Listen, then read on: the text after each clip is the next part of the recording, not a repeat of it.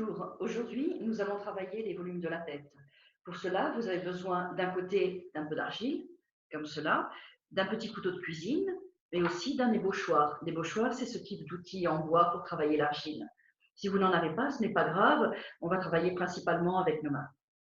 Et je vais venir façonner une sphère, parce que l'on peut assimiler les volumes de la boîte crânienne à une sphère qui partirait depuis la base arrière du crâne jusqu'à l'arcade sourcilière.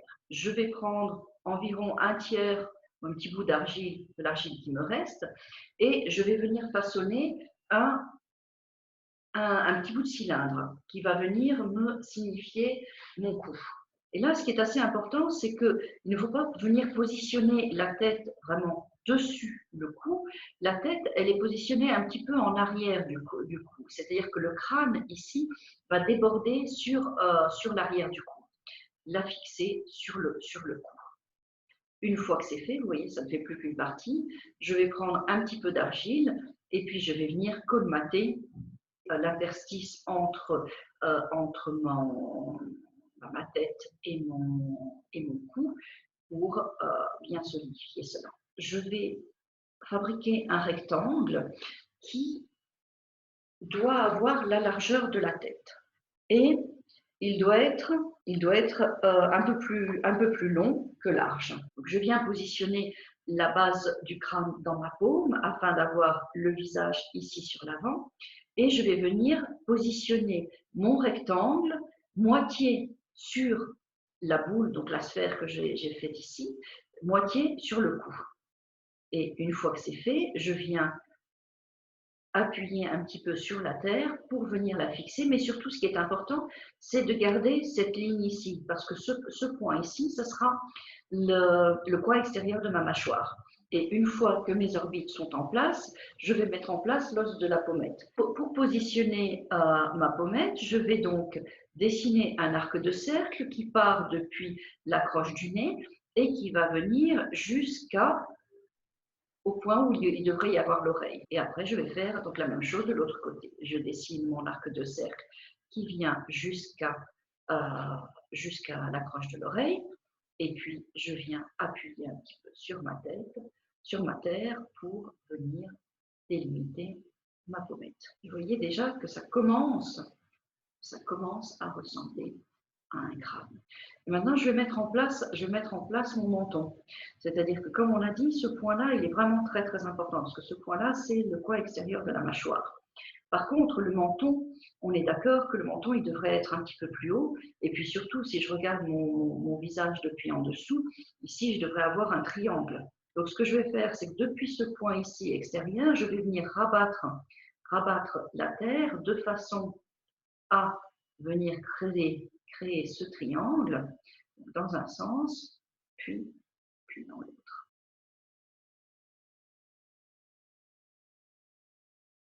Une fois que c'est fait, je vais venir délimiter la fossette du menton, ici, et je vais commencer à attaquer le nez. Ici, à la moitié, j'aurai la base de mon nez. Et si je viens diviser la moitié inférieure en 3 parties égales, au premier tiers, c'est là où j'aurai la bouche. Je vais donc commencer par construire un triangle, donc une sorte de petite pyramide. Une fois que j'ai ma pyramide du nez qui est construite, je vais venir dessiner les ailettes du nez. Donc pour cela, je vais prendre mon ébauchoir et puis je vais venir dessiner un arc de cercle des deux côtés pour venir délimiter l'espace dans lequel il y aura les narines. Et puis, comme vous avez vu dans le tuto sur le nez, pour faire un nez qui ressemble à un nez, il n'y a qu'une seule solution, c'est de lui mettre les doigts dans le nez. Donc là, comme il est trop grand, je vais me servir d'un outil. Mais vous voyez que simplement en venant ouvrir les narines et repousser vers le haut la terre, bien, la narine pratiquement automatiquement se forme. Je vais après refermer encore une dernière fois ma narine. Et puis là, on commence à avoir un nez qui ressemble à un nez. Ce qui va juste me manquer, c'est la pointe du nez qui est charnue. Donc, je vais venir rajouter une petite pointe d'argile sur la pointe du nez pour avoir ce côté un petit peu charnu. Je vais m'attaquer à la bouche. Donc, la bouche, va être situé dans cette zone-là. Et puis, si vous regardez votre bouche dans un miroir, vous verrez que sur cette zone ici, il y a comme une sorte de petit, petit museau, de petit bâillon. Donc, je viens créer une sorte de petite bosse au niveau de la bouche, comme cela.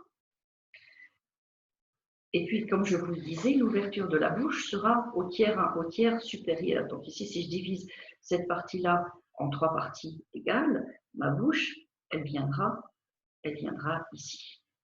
Et normalement, elle devrait s'arrêter au niveau de l'axe de l'œil. Donc, ici. Pour dessiner ma bouche, je vais d'abord prendre mon ébauchoir et puis je vais venir dessiner ce qu'on appelle le doigt de l'ange ou le philtrum, c'est-à-dire l'accroche du cartilage nasal sur la lèvre. Je vais venir faire ce petit coin. Et puis, avec mon couteau, je vais venir ouvrir la bouche. Mais là, ce qui est vraiment important, c'est qu'au lieu de poser mon couteau de façon perpendiculaire, je vais viser le coin extérieur de la mâchoire, c'est-à-dire que je vais ouvrir ma bouche de façon, avec mon couteau un petit peu incliné. Et puis, je vais venir ouvrir ma bouche. Et vous allez voir que le fait simplement d'avoir incliné un petit peu mon couteau vers le bas du visage me dessine déjà presque automatiquement la lèvre supérieure. Et donc là, je vais ouvrir un petit peu trop la lèvre inférieure, même si, comme vous le voyez, si je regarde de profil, là, il est un peu diffus, mon belin. Donc, normalement, on n'est pas comme ça. Mais le fait de l'ouvrir plus va me permettre de venir construire plus facilement la lèvre inférieure. C'est-à-dire que maintenant, avec mon ébauchoir, je vais juste rabattre vers l'intérieur l'argile que j'ai en trop pour venir construire ma lèvre inférieure. Ce qui est assez important dans la construction de la bouche, c'est de toujours rajouter la terre par l'intérieur, de ne jamais rajouter sur l'extérieur. Si on commence à mettre des boudins au-dessus du visage, on va vraiment se retrouver avec une bouche siliconée et ça va pas être joli. Tandis que si on vient toujours sur l'intérieur, on aura quelque chose de beaucoup plus élégant. Une fois que j'ai dessiné le gagne de ma lèvre inférieure, avec mon doigt, je vais venir limiter le dessin de la lèvre et je vais terminer un petit peu la pointe de mon menton. Après, ce qui va me rester, c'est de donner un petit peu de galbe sur la lèvre supérieure parce que là, elle est quand même très plate. Donc, avec mon ébauchoir, je vais venir rajouter des toutes petites parties d'argile. Je vais y aller vraiment par toutes petites quantités afin de donner un peu de galbe à cette lèvre supérieure. Donc la lèvre inférieure passe sous la lèvre supérieure. Donc ce que je vais venir faire, c'est juste venir serrer un petit peu la lèvre inférieure, donc appuyer un tout petit peu sur le coin de la lèvre inférieure des deux côtés, de façon à faire passer la lèvre inférieure sous la lèvre supérieure et puis à avoir cette ombre qui se dessine ici, juste sous la lèvre. Et maintenant, ce que je vais faire, c'est que je vais mettre en place ce qu'on appelle le sillon nasogénien. Donc, cette grande ride qui vient depuis dessus de la narine jusqu'à la bas-joue. Donc, pour cela, je vais fabriquer deux petites saucisses. Donc, je vais prendre un tout petit peu d'argile et je vais faire deux petites saucisses très fines, mais un petit peu longues. Donc, qui font presque la longueur de votre tête. Je vais reprendre la tête dans ma main. Je vais prendre la première. Je vais situer la pointe de la saucisse juste au-dessus d'une des narines et je vais lui faire dessiner un S, c'est-à-dire qu'elle va arriver jusqu'à la pointe de la lèvre et puis après, elle va suivre le contour de la joue. Et après, je vais mettre la deuxième, donc qui commence vraiment au-dessus du nez, qui vient dessiner un S, qui arrive au coin de la lèvre et puis qui après suit la bas-joue. Une fois que j'ai fait ça, ce que je vais faire, c'est que je vais aplatir l'extérieur de ma saucisse de façon à l'intégrer dans mon visage et vous allez voir que ça me permet de mettre en place la joue.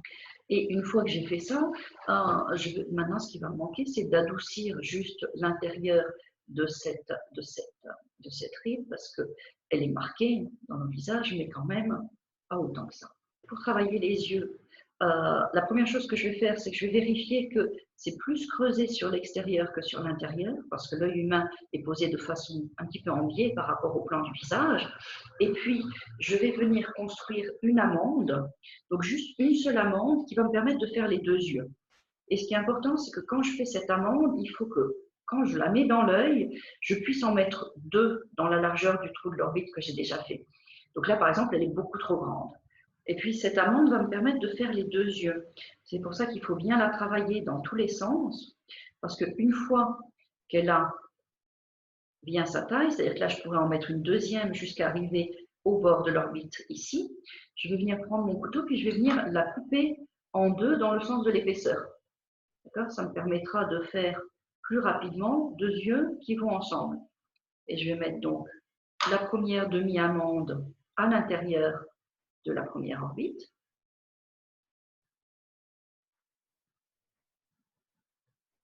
Et la deuxième demi-amande à l'intérieur de la deuxième orbite. Et maintenant, ce qui va me manquer, c'est de rajouter vraiment l'arcade sourcilière. Donc, de faire un petit bout de saucisse, tout petit, que je vais venir rajouter sur l'orbite, que je vais venir noyer dans le front. Donc maintenant, ici, on a les grands volumes du visage. Évidemment qu'on n'a pas construit les paupières, on n'a pas construit l'œil en lui-même, mais pour ce premier exercice, ce que je vous propose, c'est de prendre un petit moment, vous, tout seul, pour donner vie à cette sculpture. C'est-à-dire que la technique, l'anatomie, ça ne doit être qu'un outil, ça ne doit être qu'une base. Il faut après arriver à la dépasser. C'est-à-dire que ce personnage-là qu'on vient de créer, qui est-ce? Est-ce que c'est une femme? Est-ce que c'est un homme? Est-ce que c'est complètement un être humain? Parce que peut-être que c'est quelqu'un qui est à moitié humain, à moitié arbre, à moitié humain, à moitié animal. Là, vraiment, on a beaucoup de... C'est le moment de prendre toute la liberté pour dépasser la technique et pour venir faire de ce début de travail anatomique que nous avons fait vraiment un être à part entière. N'hésitez pas à me poster vos commentaires et vos réalisations sur YouTube ou sur Facebook. Et puis moi, je vous retrouve tout bientôt